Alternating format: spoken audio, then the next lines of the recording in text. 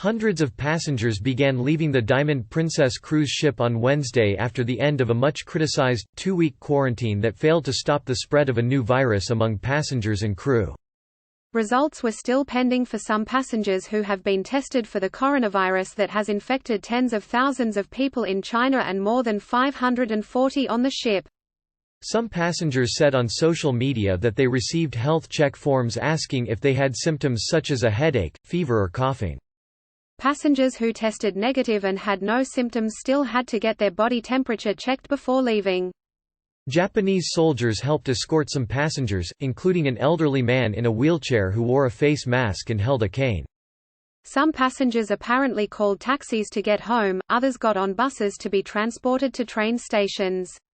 Some people still in their ship cabins waved farewell from their balconies to those who had already disembarked. "I'm a bit concerned if I'm okay to get off the ship, but it was getting very difficult physically," a 77-year-old man from Saitama, near Tokyo, who got off with his wife, told Kyodo News. "For now, we just want to celebrate." About 500 passengers were expected to leave on Wednesday, and Japanese officials will spend several days staging the high-stakes evacuation of about 2,000 others who were kept on board the ship at the Yokohama port near Tokyo after one passenger who departed the Diamond Princess earlier in Hong Kong was found to have the virus. The 3,711 people, including 1,100 crew members, on the Diamond Princess, went into quarantine off Japan on February 5, after it emerged that a former passenger had tested positive for the new coronavirus. The ship, which some experts have called a perfect virus incubator, has become the site of the most infections outside of China, where the illness named COVID-19 emerged late last year.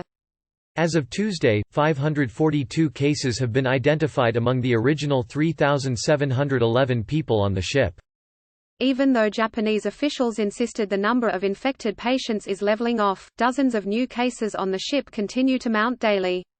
On Tuesday, 88 people tested positive, a day earlier 99 others were found to have been infected. Crew members, who could not be confined to their rooms over the last 2 weeks because they were working, are expected to stay on the ship.